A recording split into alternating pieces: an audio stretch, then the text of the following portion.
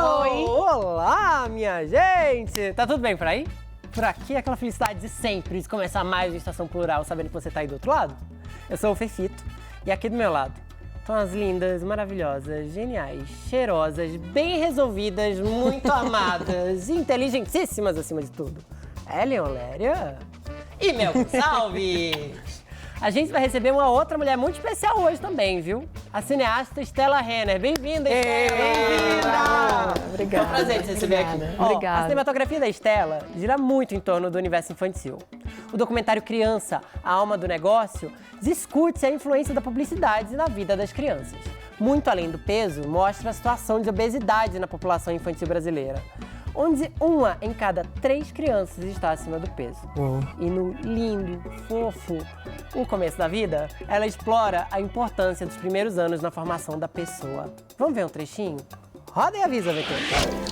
Che ogni bimbo che nasce è una specie di sorpresa per l'umanità. Eu vou até o céu quando vejo ele batendo palminha, cara. How does it feel to be human? This life, what is this? Me siento mejor, sí, gracias. If you do not listen to children, you lose out children. Eu quero que eles saibam que eles têm uma voz e que eu estou enxergando eles, que eu estou escutando o que eles estão falando. Eu queria ser uma mãe mais presente. Eu queria poder escutar eles.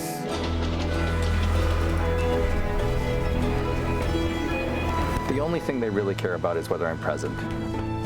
It's all of these little things that really just add to the love. That love is an important part of the economy, which typically is not fully recognized in this society. When I talked to my former coworkers about becoming a stay-at-home dad, a lot of them were just like, why would you ever want to do that? Está formando a humanidade, cara.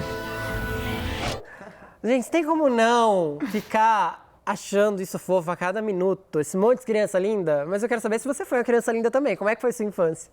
A minha infância foi uma infância com bastante rua, bastante amigo, bastante brincadeira, bastante história. Tinha muitos primos, tenho muitos primos, irmãos, amigos. Foi uma boa infância. Qual é a sua lembrança mais antiga? Putz, eu sou daquelas que lembra 2 anos eu lembro de coisas. Jura? Sim. A Stella é mãe e para o programa de hoje nós preparamos uma discussão que envolve mães, pais, avós, todo mundo envolvido na educação de uma criança. Como é que a gente explica a diversidade sexual para ela, hein? Como contar que existem gays, lésbicas, pessoas transexuais no mundo? Como é que elas devem ser aceitas e respeitadas? Eu fui pra rua, ouvi a voz do povo. Vamos ver o que rolou? Simbora! O Estação Plural veio pra Avenida Paulista e caçou um Pokémon. Vou aproveitar que eu tenho um bichinho aqui na minha mão. Vou te dar uma aula bem prática. Ai, meu Deus, como é que eu vou contar pros meus filhos que gays, lésbicas e transgêneros existem? Vamos ver como é que você aí da rua conta? Olha, meu amor, o mundo, ele gira em 360 graus. Se você vê amiguinho com outro amiguinho, não ignore que isso é a vida. Tudo no mundo acontece. Preconceito não deve existir, né? Como existe papai e mamãe, existe 2 mamães e existe 2 papais. Eu acho que é uma coisa que ela não precisa ser contada. Tem um de 13 anos, o de 8, sempre pergunta, né? Ele tem que crescer na sociedade sabendo que tem toda essa diversidade de pessoas e que elas têm de ser respeitadas. Quando você vê um casal hétero se beijando na rua, você não fala, filho, tá vendo aquele casal ali, ó? Eles são héteros. E desde criança eu passo pra ele que a pessoa tem todo o direito de ser feliz do jeito que achar melhor, Sim. entendeu? Acho que eu falaria, essas pessoas estão se beijando porque elas se gostam. Tem um tio gay, então eu falo. Melhor coisa. Já. A partir de quantos anos você acha que a gente tem que contar pros nossos filhos? Desde que começou a respirar. Eu acho que a partir de 6 anos, porque aí a criança já está se desenvolvendo, já está indo pra escolinha. Mas eu queria que você fingisse que esse Pokémon é seu pai. É meu Como é que pai? você conta pro seu pai que é normal lidar com gays, lésbicas e transexuais? Homem com homem, mulher com mulher. Eu acho que isso aí, eu também sou contra isso daí. O senhor diria pros seus filhos que não é normal ser gay? Eu diria sim, senhor. Você, sendo uma pessoa negra, pai, você não gostaria de ser que as pessoas fossem preconceituosas com você, da mesma forma que eu não gostaria que as pessoas fossem preconceituosas com você. Mas isso não ia estar alimentando mais preconceito? Não é questão de preconceito, é uma coisa lógica, né? Não é preconceito isso daí. É uma coisa lógica? Tem gente que aceita, tudo bem. Tem pai que aceita, eu já não aceitaria. Como você pode não respeitar a decisão de vida dessas pessoas? Seu Vanderlei, eu acho que a gente vai ter que ter uma conversinha fora das câmeras depois. É a vida delas, pai, não é a sua vida. O Pokémon te deu um beijo. Estação Plural também é terapia, minha gente. Simbora! Tem idade ideal, vocês acham, pra gente começar a contar? Eu concordo com uma das pessoas que foram entrevistadas, que é com muita naturalidade. Eu lembro a primeira vez que meu filho, o mais velho agora que está com 15, mas quando talvez ele tivesse 8, e ele viu 2 mulheres se beijando na rua, e ele perguntou, nossa mãe, são 2 mulheres se beijando. Eu falei, elas se amam, elas estão se beijando. Tipo, normal, né? E, não sei, lá em casa é tratado com muita normalidade, assim, mas eu acho que o assunto veio a partir deles. Mas eu não sei se esse é o melhor approach, assim, porque é melhor que venha da gente do que venha de alguém preconceituoso, por exemplo, claro, né? Então, talvez a gente tenha que se adiantar mesmo e falar. Claro, porque às vezes quando você espera, a criança já vem com a informação, né? E ela vem com a informação torta. O coleguinha que já vem transformando o amiguinho gay em uma aberração, ou fazendo piada, chacota, etc., inferiorizando o amiguinho, aí você vai ter que ter o trabalho de desconstruir aquilo na criança, que é mais difícil do que ajudar a construir de fato, né? Se a gente vai conversar sobre homossexualidade, talvez seja legal conversar sobre o amor, né? De fato, e não necessariamente criar uma categoria de amor, né, para explicar esse tipo de relação. E aí, se a gente vai conversar e dizer que existem casais e os casais se amam, a gente amplia as possibilidades de leitura para casais, né? Eu não sei se eu concordo plenamente, porque a gente fala, a criança está exposta ao amor romântico em novela, em tudo que se vê. Dentro de casa também. Dentro de algumas casas. Mas o fato é que, necessariamente, o que está fora do padrão, do que é mostrado na TV, na casa dela ou com os coleguinhas de colégio, é o fato de 2 homens se gostarem, de 2 mulheres se gostarem e andarem de mãos dadas. Como é que você explica isso para suas crianças? Eu acho que uma coisa que ajuda também, além do diálogo, é a convivência. Eu tenho muitos amigos homossexuais e eles falam que eles trazem os namorados, as namoradas, então... A vivência ajuda a naturalizar as coisas, né? Eu tive uma conversa com meu irmão de 12 anos, quando ele tinha 12 anos, né? Agora ele já é um homenzarrão. E a gente estava conversando sobre essa coisa. Ele sabe que eu tinha, na época, uma namorada e ele fez assim... A gente saiu para caminhar. Eu lembro que a gente estava andando, a gente botou o tênis e estava, todos os atletas, né? Fazendo uma caminhadona. Aí ele falou, então, Ellen... Meninas podem namorar meninas. Eu falei, podem? Aí, pensando, né? Meu Deus, ele não é meu filho. Por que a gente está tendo essa conversa, né? Mas ele trouxe. E eu achei legal que ele criou essa confiança em mim. Meninos namoram meninos. Eu falei, se eles se amarem, né? Aí ele disse, Aí ele chegou em casa e aconteceu alguma coisa. Acho que meu irmão fez algum comentário discriminatório. E ele virou para mim e falou, mas se eles se amarem, tudo bem, né? Aí eu falei, tudo bem? Muito melhor, não é? Você tá com uma pessoa do lado que gosta de você e que você gosta dela. Ele disse, O que eu tô pensando aqui, na verdade, é muito lindo a gente falar de amor. Mas, Estela, quando seus filhos no colégio, eles falam sobre isso? Eles estão numa escola especial, que realmente... o que eles trazem, do que eles conversam na escola para casa, é sempre com muita naturalidade. Eles têm amigos gays que já... se dizem gays e um filho tem 15, outro tem 13 e é natural. Mas outro dia eu assisti um documentário com eles que chama The Mask We Live In. Vocês já viram? Já viram falar? A gente falou dele aqui no programa já, que é sobre o nascimento do machismo, né? Que tem a ver com negar o que é feminino em você, né? Sim. E eu achei super interessante assistir com eles, porque eu achava que estava bem resolvida essa questão em casa. E eles gostaram muito do filme e falaram, nossa, mãe, realmente, a gente tem que negar mesmo, a gente não pode falar dos nossos sentimentos. Eles compartilharam com essa cultura. A gente tem que falar muito, né? É um assunto que a gente tem que trabalhar demais, assim, aceitar o nosso feminino, aceitar o nosso masculino, aceitar a gente, aceitar a nossa liberdade de ser, né? Sim, claro. E eu acho importante também outra coisa, porque a escola devia caminhar junto com essa educação dos pais, né? Devia ter a explicação sobre a diversidade de gênero, sobre a diversidade sexual e sobre os direitos, sobre feminismo. Eu acho que a escola, às vezes, ela se exime dessa obrigação e passa ela só para os pais também. Só que tem a divisão de horários, né? Os pais trabalham, deixam os filhos na escola, os filhos têm o tempo em que eles ficam só com os amigos. Então, esse tempo, você não tem controle dele.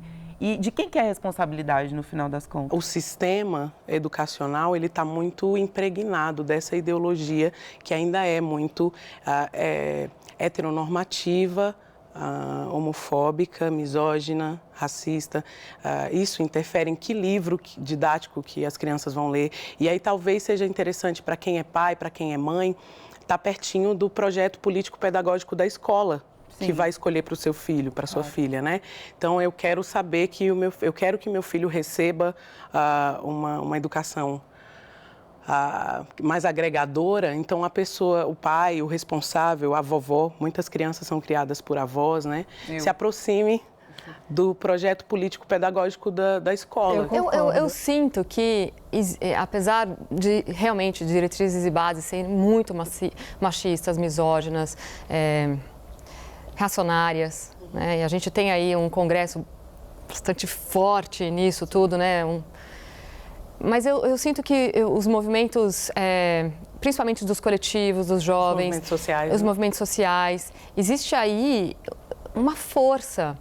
Eu sinto até que tem um certo desespero da ala conservadora com a força que tudo isso está vindo. Então, quanto mais a gente der luz para toda essa inovação política, inovação social que está trazendo esse pensamento progressista assim, à tona, melhor, né? A gente está vendo um beijo gay na novela das 8. Antigamente não tinha isso, né? Ou uma série do Netflix, Sense8, que realmente tem casais, não sei se vocês já viram, é maravilhosa, é com muita naturalidade, tipo, no big deal, né? Normal.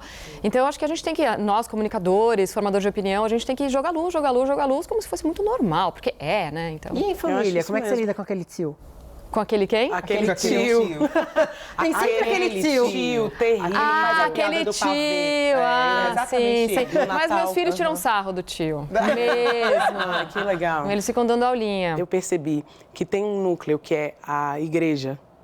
E forma muito, a gente fala muito, as crianças começam a falar muito de Deus, essa figura que elas não veem, mas elas sabem que existe. Se elas conseguem conceber a existência desse sobrenatural, desse divino, essa coisa que eu não consigo ver, não consigo tocar, mas ela existe, poxa, por que a gente não está falando, antes de falar do divino, falar de amor? Por que isso não é possível, né? E aí eu acho que é importante também falar do oposto. Não sei se é um oposto direto ou complementar, mas falar de violência também, porque repreender a criança quando ela faz algo que não é adequado, não é educado, também é importante. Então, meu filho, isso não é legal, botar apelido no coleguinha. Esse nome aí, quando você chama assim, você machuca o coleguinha. E ensinar também a se defender, porque a gente fala como se houvesse um fluxo heteronormativo para todas as crianças, mas muitas crianças já apresentam desde cedo alguns traços que vão ser... Ensinar a se defender é fundamental. Não é? Que vão ser zoados na escola. Se chegar em casa apanhado, apanha por cima. Nossa, eu também. Eu também era assim. Mas com a minha avó foi diferente, graças a Deus a minha avó entrou na minha vida. Mas é muito complicado você ser uma criança que faz parte da questão LGBT também, né? Analisando o outro lado. Porque a gente sempre está à mercê do que está construído ali naquele ambiente. Eu tentava me apoiar de alguma forma nos meus pais, nos meus responsáveis, e eu não conseguia ter esse apoio. Então, eu acho que às vezes é preciso que existam mais pais como você, mais mães como você, que tem essa preocupação de passar a informação. Acho que as pessoas precisam ter educação antes de passar para os filhos. Concordo. Por isso que eu acho que devia tirar certificado para ser pai e mãe. Eu juro. A Estela parece ter tirado esse certificado, porque ela está tranquilíssima quanto à educação dos filhos. Pelo documentário. Não, eu tenho dúvidas, né? Nasce um adolescente, nasce uma outra pessoa ali de dentro, não é fácil. Né? Mas realmente essa questão da diversidade, eu acho que... Qual a sua primeira lembrança de que havia homossexuais? Alguém teve essa conversa com você? Cara, foi o Capitão Gay, vocês lembram? A do João Soares. Eu lembro claramente de perguntar pro meu pai, o que é gay? E daí ele falou, é homem que gosta de homem. Eu falei, Só. Também E não foi um lembro. choque? Não foi um choque. Acho que foi um choque. Eu era pequena, né? Acho que foi um choque. Uau! Sério, mas eu acho que meu pai não tratou como uma coisa, não ficou uma coisa traumática, assim, de sério, encaixa como, Ele né? deixou você achar o lugar onde colocar Foi aquilo, muito aquela mais informação. traumático a minha mãe querendo me ensinar coisas muito precocemente sobre sexo. É mesmo? É, por isso que eu acho que a criança tem que trazer a questão antes de você levar a questão para ela. Eu acho, fica mais natural. Eu não sei se eu já contei aqui que eu estava esperando para uma consulta e uma criança estava do lado da mãe. E aí ela me viu, eu estava com a namorada e acho que eu estava de mão dada ou fiz algum tipo de carinho, não sei. E ela falou, ela é sua amiga? Aí eu falei, não. O que ela é sua? Eu falei, gente, e a mãe não fala nada, né? Ela é minha namorada. Daí ela falou, namorada? Eu falei, namorada. Aí ela fez, e pode? Eu falei, pode. E pode menino com menina, pode menina com menina, pode menino com menina, pode menino, não sei o quê. E a galera começou a dar uns sorrisinhos, assim. Aí ela olhou pra mãe pra ver se a mãe concordava, né? Aí a mãe fez,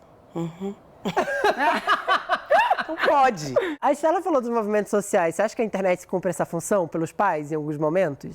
Eu acho que a internet ajuda, né? Ela dá força para um coletivo que já existe aí. Para o bem e para o mal, né? É. Sim. Mas mais para o bem, eu acho, que é uma ferramenta Tomara. que a gente tem que saber muito usar e mostrar o que tá por aí, né? Eu concordo plenamente com a Estela. Vamos usar a internet sabiamente. E vamos educar direitinho. Vamos dar instrumento para as nossas crianças crescerem como seres humanos respeitosos, generosos e, acima de tudo, sem preconceito. Vai ser tão melhor para todo mundo e você vai poupar tanto trauma para ela. Estação Plural volta já. Sai daí não, porque a gente tem tanto tema legal para discutir hoje. Até mais. PJ.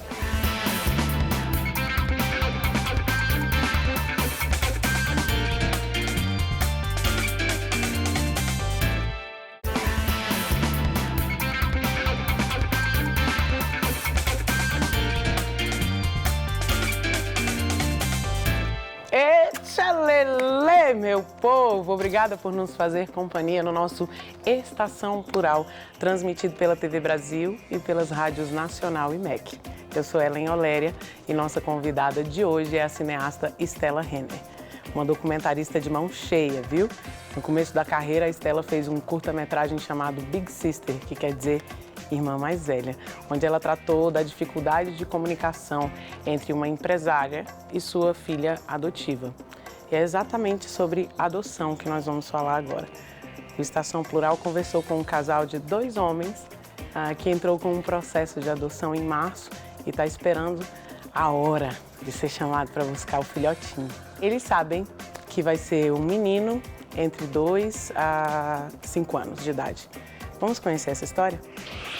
Quando você fala que vai adotar, ainda mais no nosso caso, 2 homens, você tem 2 grupos de pessoas, você tem 2 tipos de reação. Ou as pessoas vão achar que nós somos grandes super-heróis, que incrível que vocês estão fazendo, que genial, como se a gente estivesse fazendo um ato de heroísmo mesmo, que é a visão que as pessoas têm da adoção, né? Que é até um pouco errada. E tem a pessoa que, por N razões, e também nem nos cabe julgar, cada um tem a sua história, tem um pé atrás com essa história. A gente ouve, que foi uma surpresa muito grande, de muitos homossexuais, amigos nossos.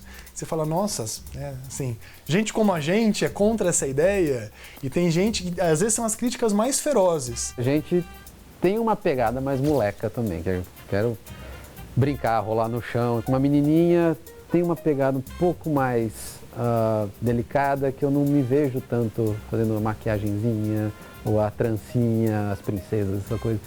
O imaginário masculino infantil, assim, né? Super-heróis, desenho e correria e bola, é mais presente pra gente. O que é super machista da nossa parte, se for pensar, porque a gente também está a partir de um pressuposto que meninos são de um jeito e meninas são de outro. Exato. Claro. Exato. A adoção tem uma coisa diferente do filho biológico, que você escolhe, ou pelo menos opta, por um tipo de criança, que o pai e a mãe que estão tendo essa criança biologicamente nem tem essa chance. Isso coloca a gente numa posição confortável e desconfortável por isso. Porque você acaba tendo que revisitar conceitos seus mesmo, de masculinidade, feminilidade, de raça, de doença, de limitação.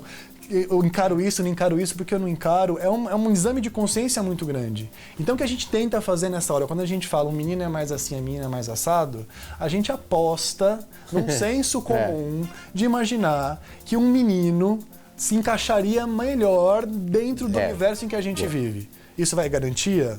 Nenhuma. Esse menino pode vir aqui, a gente é muito ligado em super-heróis, em videogame. Esse menino pode vir aqui e odiar videogame.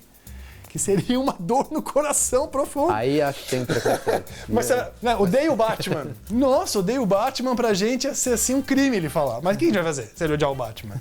Adoro jogar futebol. E a gente não manja nada de futebol. Mas tem uns amigos que manjam. Então a gente vai se adaptar. Então é mais assim, é tentar transitar com mais facilidade neste universo e tentando desviar de alguns preconceitos.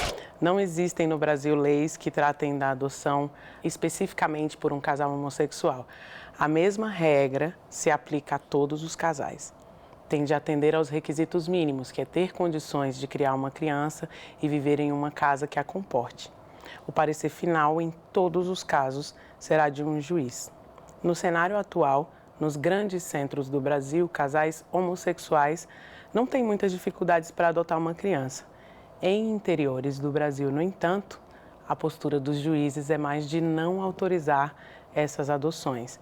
E se casais heterossexuais passassem por aquilo que Mel sugeriu no último bloco, uma avaliação que dissesse quem pode ou quem não pode ser papai e mamãe, hein, minha gente? Eu acho tudo. Eu acho que ia ser maravilhoso, porque a gente ia ter pais qualificados. E crianças menos traumatizadas. Crianças menos traumatizadas e crianças menos violentas também. Sim. Menos não, talvez nem violentas, né? Mas eu acho que se a gente tivesse um curso de formação de pais, ia ser um caos geral, minha gente. Porque um monte de gente não ia poder parir, não ia poder ter filho. Você não acha, Estela? Olha, eu passei por esse processo, do começo da vida. Foram 3 anos e muita pesquisa, muitos aprendizados. Tive a chance de entrevistar especialistas do mundo inteiro falando sobre o assunto. E realmente, o que faz uma criança acontecer, ela não é uma tábula rasa, ela não nasce sem conhecimento nenhum. Ela já nasce com a oportunidade de construir seu próprio conhecimento, mas ela aprende muito com os pais, O maior professor, o primeiro e grande professor são os pais. Então, até pela imitação, até por amor aos pais, ela vai aprender demais. E ela aprende desde muito pequenininha se a relação do pai com a mãe é uma relação de dominação e submissão ou se é uma relação de parceria. Não é depois, quando ela vira adolescente, que ela vai imitar o grupo. Não, quando ela é pequenininha, ela já entende como essa relação entre pai e mãe, tio e tia, ela está observando. E ela tende a reproduzir? E ela reproduz por amor, ela imita por amor, Ela ama os seus pais, tem aquele vínculo. Ou não, Ou a falta de vínculo é uma coisa pior ainda, que inclusive faz com que uma criança fique violenta, Quando ela não tem a sua própria história, ela não está se vendo refletida em ninguém, é como se ela não estivesse sendo enxergada por ninguém. E isso, com certeza, causa nela um vazio gigante que pode vir a ser transformado em uma agressão, numa violência. Eu espero que esse casal que a gente viu adote um menino que se identifique com eles, que quem não quer ter um pai que goste de Batman, gosta de videogame e tudo mais. Eu já estava quase levantando a mãozinha aqui, me adota. E eu acho que várias crianças se dariam bem, inclusive várias meninas se dariam bem nessa casa, Sim. Você achou muitas famílias não tradicionais? Porque aqui no Brasil a gente ainda vive um momento em que politicamente se insistem pelo Estatuto da Família, diz que família deve ser formada apenas por homem e mulher. Eu encontrei, a maioria das famílias que eu encontrei realmente são famílias assim, mas no filme não foi isso que a gente trouxe, porque o objetivo do filme também ele é baseado em pesquisa, mas ele não é preso a pesquisas. A gente queria lançar um futuro possível, lançar novos traços culturais, em vez de ficar mostrando esse futuro cinza, distópico, que não tem natureza, a gente quis colocar, sim, temas inspiracionais. Então, o perfil dos personagens que a gente escolheu entrevistar, eles são muito reais, eles são muito possíveis, mas eles não estão representando uma cultura inteira. Então, por exemplo, na Índia, a gente tem umas 4 ou 5 famílias apresentadas, 2 das quais trabalham em regime de parceria, onde o pai participa 50% na formação do seu filho. Não é o que você encontra na Índia. A Índia é um país super machista. Sim. E a gente escolheu mostrar, porque o recorte do filme não era geográfico, não era falar, olha, este casal está representando a cultura da Índia, mesmo porque imagina quantos casais não precisaria para representar aquela cultura, que é um país gigante. Sim. E populoso pra caramba. Era um recorte por sentimentos, assim, sentimentos de resiliência, de abandono, de amor, de afeto, de vínculo. Quando a gente pensa no volume de crianças desassistidas que a gente tem, que foram abandonadas por um casal a priori heteronormativo, heterossexual, é tão triste, Porque as crianças precisam mesmo de um lugar que as comporte. O casal homossexual que adota, ele deseja aquela criança. É uma gravidez desejada, né? Então, assim, realmente é muito maluco que pessoas se oponham a um desejo que duas pessoas têm de querer dar amor para uma criança que está abandonada. Quem quer ver a criança sozinha, sem afeto, sem amor, sem vínculo, sem história para contar? Tem um casal ali de pessoas. São pessoas, né? São laços de amor, não precisam ser laços de sangue. Eu volto na coisa do ensinar, o fundamento da maior parte das religiões do mundo é o amor. E a gente não pode parar nessa barreira, né? Do eu odeio você e eu acho que você não é adequado para adotar uma criança. E eu acho que tem outras discussões também que envolvem a coisa da adoção, que é o lance do aborto, né? Que é um direito de toda mulher ter aborto seguro. De bebês, né? Porque existe, de fato. Quando as meninas, as mulheres puderem ter essa autonomia sobre seus próprios corpos, de decidir não estar, não ter, a gente interrompe aquele processo de maternidade compulsória e paternidade responsável. E aproxima um pouco mais as pessoas da sua própria realidade, né? E aí você trazer uma criança para casa, imagina, sei lá, depois de tanto abandono, né? Encher de amor deve ser uma overdose de novas informações para uma cabecinha. Tanto que deve ser horrível para uma criança não ter raízes, quer dizer, perder as raízes que tinha, né? Tem uma coisa que eu lembro muito que no começo do século passado ainda se fazia, aqui em São Paulo especificamente, que é algo que eu acho muito cruel já pela palavra, a roda dos enjeitados. Já ouviram falar nisso? Não.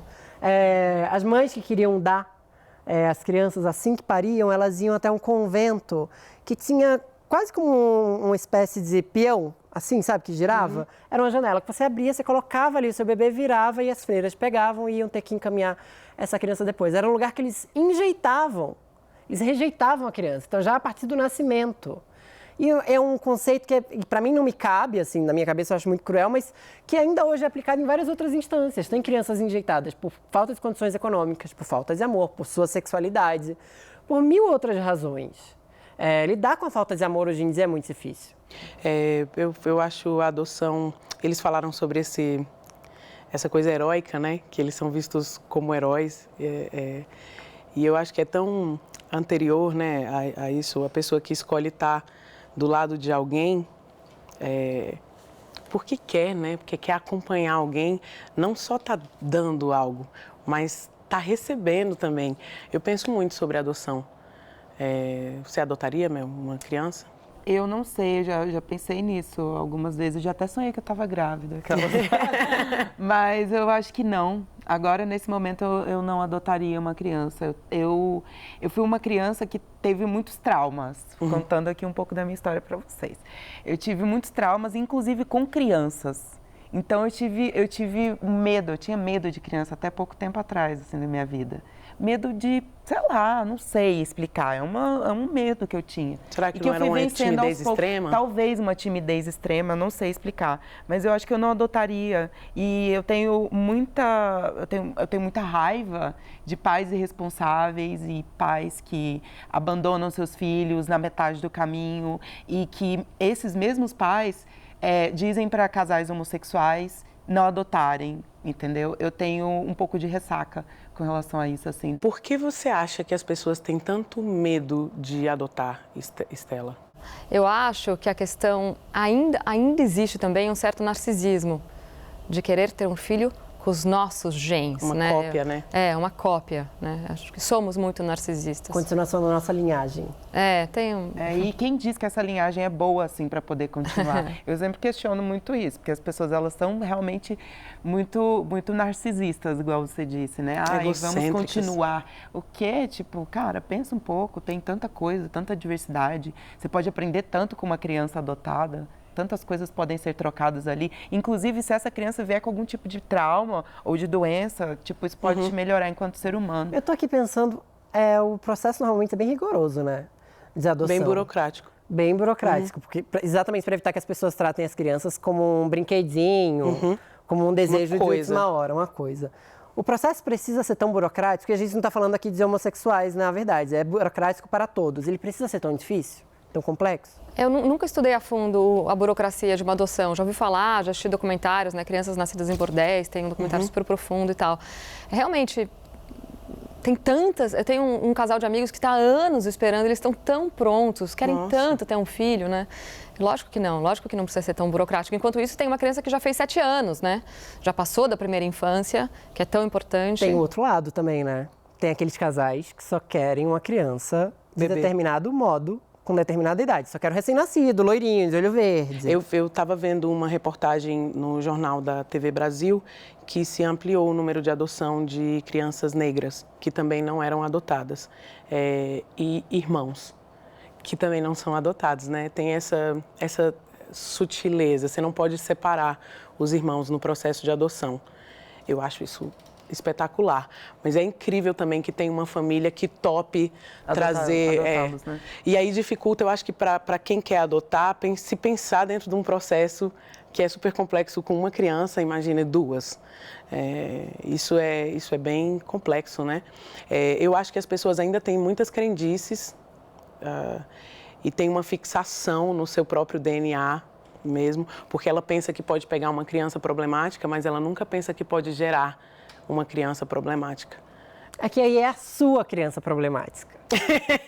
Como se fosse... Não, meu probleminha. Meu probleminha. Se fosse assim, né? A minha história é muito diferente dessa. Eu era um probleminha na minha família. Você era um probleminha? Eu fui gerada dentro daquela família. Imagina se não fosse. É complicado, né, minha gente? Meu Deus, que deu. Deu essa mulher maravilhosa. Aqui, ó. A gente tem muitos modelos de família mesmo, Estela. Eu sempre fico torcendo para que a gente tenha um número maior de crianças cuidadas, né, preservadas.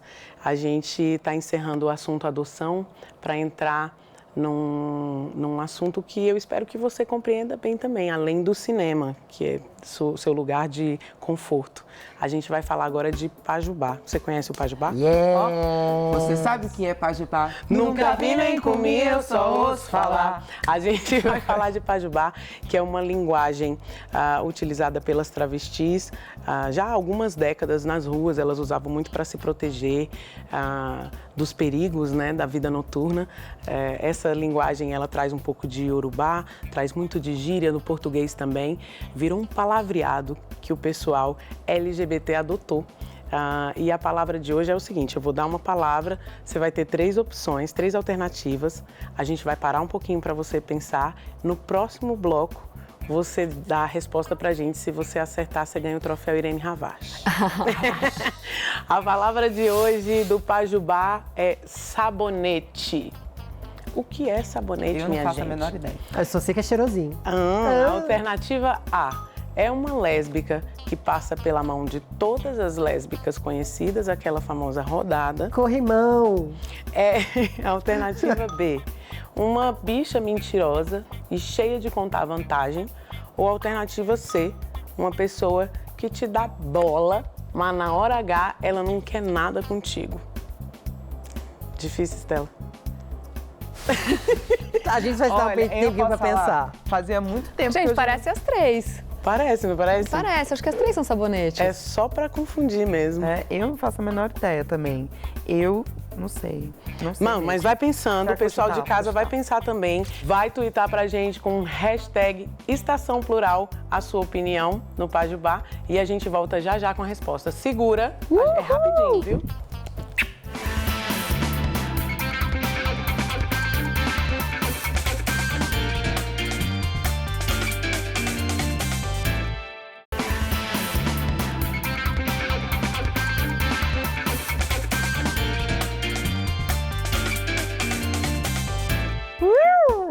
Estamos de volta com a Estação Plural. Oi, gente linda.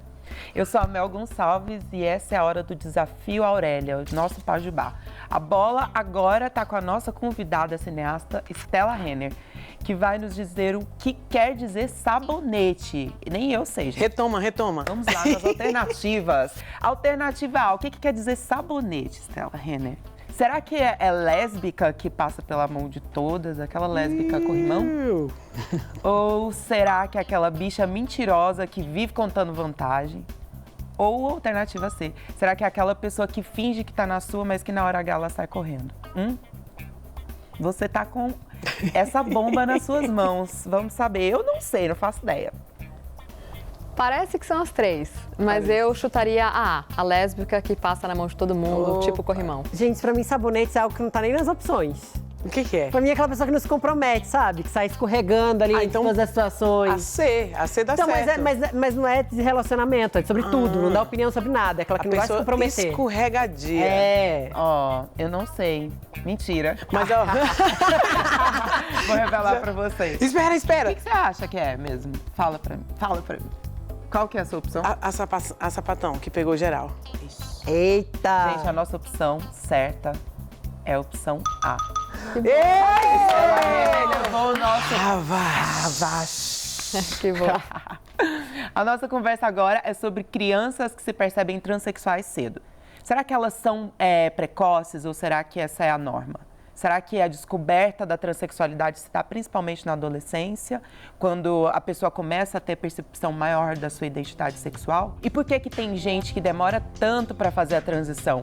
Vamos ver o que tem uma especialista a dizer sobre isso. Quer ver? Roda pra cá. As crianças transexuais, quando elas vão se percebendo aí por volta de 3, 4 anos, elas se percebem como pertencentes ao gênero que elas sentem. Então, por exemplo, o menino, ele pode se identificar como menina, né? Eu já vi alguns casos em que isso é bem marcado. Então, não sou menino, sou menina, Deus me fez errado, eu tô no corpo errado. Os pais vão buscar a informação e aí acabam que descobrem essa questão da identidade de gênero e da disforia de identidade de gênero e vão atrás para tentar entender o que está acontecendo.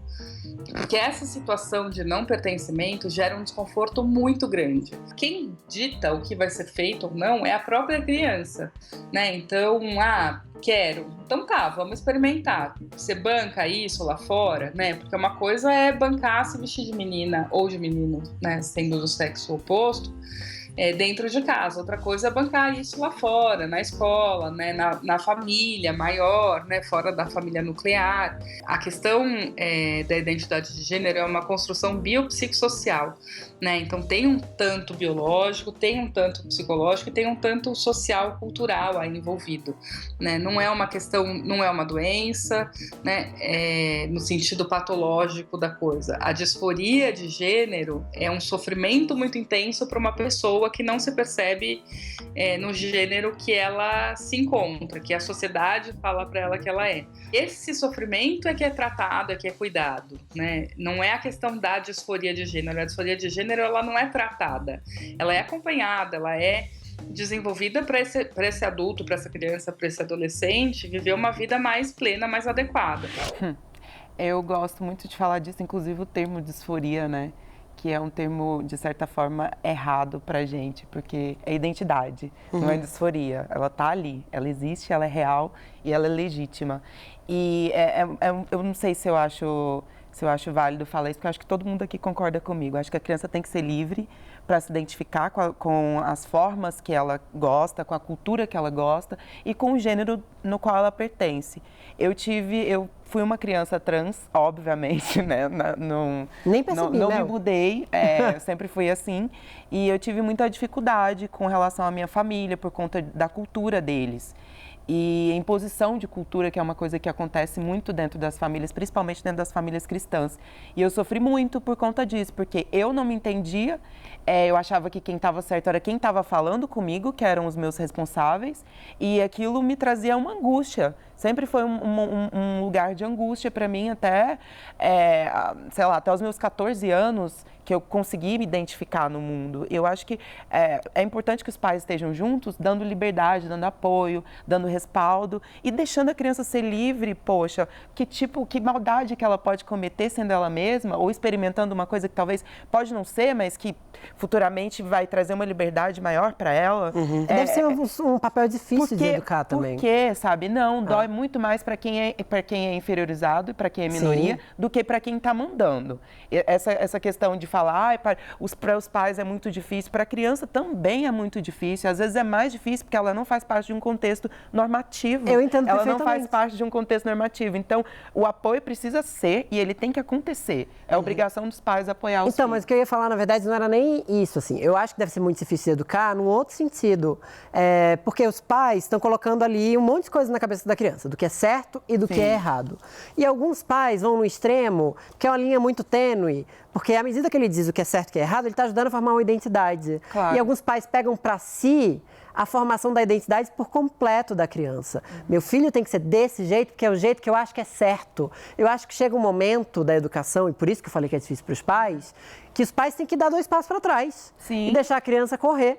Mas, ao mesmo tempo, para quem dedicou a vida toda a incutir coisas na criança, valores na criança que ele acha que é bom, deve ser muito difícil esse momento de tomada de decisão. Você não acha, Stella? Eu acho que a palavra que a gente usa para definir a biografia dos nossos filhos, ela tem uma importância muito grande. E eu não sei se todo mundo se dá conta, senão a gente não ia ficar chamando nossas meninas de princesa, porque é uma coisa muito deletéria você fazer isso com uma menina, né? Ela achar que ela tem que ser uma princesa para ela ser amada. É isso que você está dizendo para ela.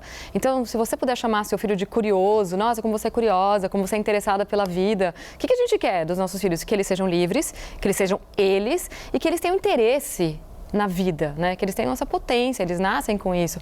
E não exatamente que a gente vá nomeando coisas que não existem dentro deles. Talvez, não sei, Mel, você me diz que se alguém, quando você fosse criança, alguém tivesse dado um nome que desse um certo alívio para você de pertencimento, assim, mas um nome amplo, um nome livre, não um nome que te colocasse numa caixa, talvez seu sofrimento estivesse muito menor. Para quem faz terapia, né, de vez em quando você está lá sofrendo, falando os seus sentimentos, daí o terapeuta vai lá e nomeia, ele dá um nome e fala, você entendeu, é isso. Você fala, uau, tem alguém que me entende, né? Eu pertenço, a gente tem um vínculo aqui, porque ela me entende. É tudo, né? A gente precisa ser enxergada, né? A gente não quer ser invisível. Claro. E voltando a falar um pouquinho mais sobre responsabilidade das mães e dos pais, a partir do momento em que você tem um filho, você tem responsabilidade por ele de forma inteira, integral. Então, não tem essa coisa de abdicar ou de abrir mão, ou de eu acho que isso aqui é certo, isso não vai ser bom para mim. A criança está ali, ela está vivendo, ela faz parte da sua responsabilidade. O gênero dela faz parte da sua responsabilidade. Você vai ter que assumir aquilo, por mais que você não saiba, que você procure saber. Porque é muita irresponsabilidade, como diria a Djamila, se abdicar disso e deixar isso para lá ou incutir a sua própria cultura naquela criança. Você também acompanhou o começo da vida no seu documentário. Sim. Em que momento aparece essa preocupação quanto à sexualidade das crianças? Você conseguiu perceber isso? Não consegui perceber. Quando que acontece? Eu acho que talvez seja um pouco mais pra frente, né? Eu acompanhei crianças mais até os 7 anos. Não surgiu nenhuma história. Muitas crianças, eu tenho conheço um caso de uma criança que aos 4 anos estava indicando um sinal de um deslocamento, né? A família deixou a criança se expressar, e aí a criança, quando disse que era menina, eles começaram levaram para um processo terapêutico e aí começaram a acompanhar esse processo. E ele durou, acho que 2 anos, até eles perceberem, a criança não cedeu, né? Era isso, Deus me botou no corpo errado, tem essa coisa, né? E aí a criança muda de escola para se sentir mais à vontade, chegar como uma menina na escola. Ele chegou e foi tratado como um menino, mas se identificou como menina, né? Eu achei tão delicado os pais se colocarem nesse lugar de uma pessoa que não necessariamente controla a vida de alguém, mas que acompanha alguém na vida. Que acomoda, que acolhe, né? Que acolhe. Os pais têm que estar envolvidos nesse processo, na verdade, porque tem 2 casos que me remetem a isso muito claramente. Eu vou falar bem rapidinho. No Mato Grosso, uma criança de 5 anos conseguiu mudar a certidão de nascimento, desde já porque os pais recorreram à justiça e a justiça aceitou que ela, de fato, se identificava como menina, se percebia como menina no mundo. É preciso isso, né? Exatamente. Que a justiça te legitime e diga, você é realmente menina. Mas os pais batalharam por esse direito mais cedo. Melhor que eles batalhem por ela enquanto criança do que ela batalhar sozinha adulta, né? Claro, não, mas não é incrível sobre os pais. Eu tô falando sobre a justiça, o quanto a gente é defasado nesse aspecto. Tudo passa muito por esse lugar, né? Tem alguém que vai avaliar o seu caso, tem um médico que vai te dar um laudo, tem um jurista que vai dizer se é verdade ou não. Que vai me dizer se eu sou ou não trans. Tem um psicólogo que vai dizer se você não tem um outro tipo, se você não tem um transtorno, se você realmente leva essa identidade. O que me leva ao segundo caso que eu ia citar, que eu estava vendo um documentário chamado I Am Jess, que é sobre um uma criança transexual, que acabou virando estrela de reality show nos Estados Unidos, inclusive.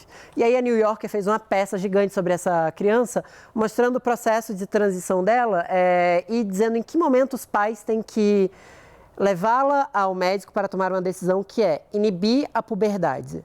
Já que ela se identifica como menina, mas nasceu biologicamente um menino, anatomicamente um menino, ela passaria por um processo de puberdade masculinizador. Então, coube a ela tomar a decisão de dizer, não, eu vou inibir tudo isso e até os 18 anos eu vou seguir sem características masculinas para eu poder começar a tomar hormônios femininos. E essa é uma decisão que não cabe à criança, por incrível que pareça. Não. Cabe aos pais. Então, os pais estão envolvidos numa decisão dificílima também, porque aí é uma decisão biológica, inclusive, mexe com saúde. E parece cedo, né? Parece cedo. Parece cedo. Que idade que a menina 12 tinha? anos. Parece cedo. Eu acho que é isso. A pessoa que se percebe dentro de uma outra identidade de gênero, e não essa que está sendo imposta, ela sabe. Ela sabe mais do que o que está vigente. Não é? Porque você está indo nadando contra a corrente completamente. Se não fosse aquilo, para quê? Mas você pode interromper um processo? Fazer graça com a cara de alguém, não tem objetivo. Tem um caso de uma moça. No caso da New York, sim. Tem um caso de alguém. Existe processo, sim. Inclusive, existem pessoas que se dizem ex-travestis, que se dizem ex-homens trans, e eu acho estranho também, mas que faz parte de toda uma vivência. Mas eu acho que a gente não pode se pautar por eles, entendeu? Claro, são exceções. Porque isso já acontece hoje. As pessoas se pautam pelas pessoas que vão provavelmente desistir dessa transição. Eu acho que o que a gente tem que se pautar é no que está acontecendo, que é legítimo, entendeu? Mas sim, existe. Nessa peça da New York, o que fica claro se toma os desinibidores de puberdade até os 18 anos, se até os 18 anos a criança mudar de ideia e quiser assumir o seu sexo biológico, ela para de tomar e a puberdade vem de maneira retardada. Uma vez passados os 18 anos, se ela está tomando os hormônios e quer dar continuidade a isso, nos próximos anos vai ser mais difícil que essa puberdade venha. Ela tem uma data limite. Você acompanhou muitas famílias, né? De uma maneira geral, esse assunto da sexualidade ainda não chegava, né? Você comentou. O que você viu nessas famílias que você encontrou em relação a essa estrutura? Papai, mamãe, filhinho, você encontrou muitas mães solteiras? Que tipo de estrutura familiar você encontrou? Eu encontrei de tudo, né? Mas realmente a estrutura papai, mamãe, filhinha não existe, né? Ela está em escala, ela diminuiu demais. E eu acho que admitidamente também, na verdade, ela não existe com essa escala há muitos anos. Quando eu fiz um outro documentário, Muito Além do Peso, que foi pelo Brasil, o que eu mais vi foi avós cuidando dos seus filhos. Eu fiz Jovens Ventores também, que é uma outra série que eu fiz para a Globo, foram 25 episódios, mas muitos avós cuidando dos seus netos, enfim. Eu não sei de onde que a gente tira essa família margarina, né? Realmente. Ela está cada vez mais em extinção, né? Esse modelo. E ainda assim, a vontade se insiste, de ser real. Mas ainda assim se insiste nesse conceito de família, nesse estatuto, que é totalmente equivocado. Por que será que se insiste nisso, né? A quem cabe medo? Dizer o que é família ou não, na verdade. A quem cabe. Se nós quatro formos morar juntos, a gente vai ser uma família. Acho que existe essa força que você comentou mesmo, muito reacionária, muito fundamentalista ainda, legislando. E a gente precisa que a população tenha mais... É por isso que a gente tem tantos movimentos sociais. Porque se o Estado assistisse a todo mundo, de fato, de uma maneira igualitária, a gente teria mais trans lá. Pessoas trans legislando, pessoas negras legislando, mulheres, né? Legislando. Eu queria fazer uma última pergunta para você. Você sendo mãe, como você lidaria com uma criança trans? Problema zero. Problema nenhum, zero. Eu ficaria muito atenta ao sofrimento dessa criança, porque ainda não é um mundo que aceita isso com naturalidade. Então eu ficaria atenta, certamente. E ficaria triste pela dor que eu sabia que ela ia sentir, né? Mas ia estar do lado dela, ia acolhendo, ia estar lutando para amenizar a dor dela de alguma forma, né? Através do meu acolhimento, da minha família. A TV americana tem um reality show chamado The Keswanes, uma família muito moderna que mostra a vida de um pai, uma mãe e 3 filhos. A caçula é a trans Devina, de 6 anos. Vamos ver um pouquinho disso?